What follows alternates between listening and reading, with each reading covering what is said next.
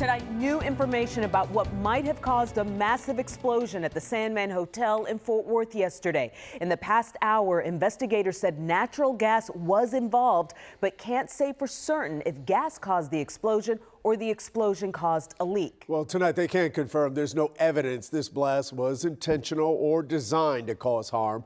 The Fort Worth Fire Chief gave us a lot of new information in the past hour. They've completed their secondary search and accounted for all the missing people. Officials confirmed they did not receive any 911 calls reporting a gas smell before the explosion, and at least one victim is still in critical condition right now. Cole Sullivan has been at the site all day, just spoke with investigators as well as a witness who helped hotel workers escape that building. Give us the latest, Cole.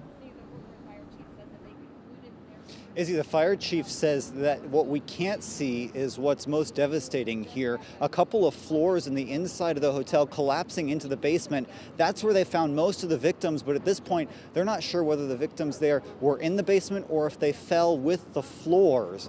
Right now, they're also focusing in on that basement as they try to determine exactly what caused all this.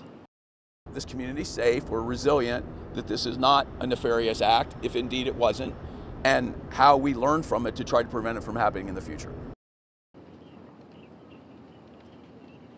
They also say right now that the building is structurally sound, at least for now. But as investigators continue their work, we're hearing stories of survival and rescue from the rubble.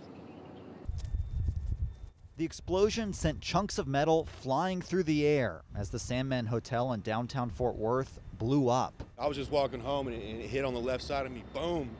And I look over and there's just smoke and everything's just pouring out and sideways. Jordan Bass says the cloud of debris started falling around him. One piece punched a hole through this car. I just remember hearing the metal ting, ting, ting, ting, ting, ting everywhere. He says he started filming, then ran toward the blast and began helping hotel workers, 8 in all, escape out the second floor window. They were so high up, like I couldn't touch their feet. And they were jumping, so that gives you how scared they were, you know what I mean? Bass says one cut her hand and went to the hospital. She's now home safe, and he's now trying to make sense of all that happened. A lot of smoke.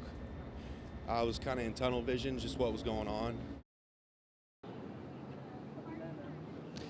And just in the last 20 minutes, we've seen firefighters bringing suitcases out of the hotel for the more than 24 people who are in the hotel. They're going to get them back their personal belongings tonight.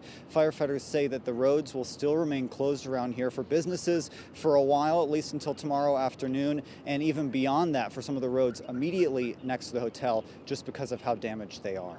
Chris, Izzy. All right, Cole, thank you. And here's a look at the streets that are closed around the Sandman Hotel. Drivers will need to avoid Throckmorton and Houston from 7th to 9th and West 8th Street from Throckmorton to Main. This will impact plans, of course, for the Fort Worth Stock Show and Rodeo Parade on Saturday and then the Martin Luther King Jr. Parade on Monday. Both groups are meeting tomorrow to discuss possible new routes. The Tarrant County Commissioner's Court held a meeting this morning with the victims top of mind. They usually begin each session with a prayer, and Texas Longhorns quarterback Quinn Ewers was invited to offer the invocation today. Lord, we pray that you just be with the families that were in the explosion yesterday here in our own county, Lord. Lord, we ask that you open our hearts. Several commissioners also extended their own prayers and well wishes to the victims and their families. Stay with WFAA for the latest on the investigation into what caused the explosion. As soon as we get new information, we're posting it on WFAA.com.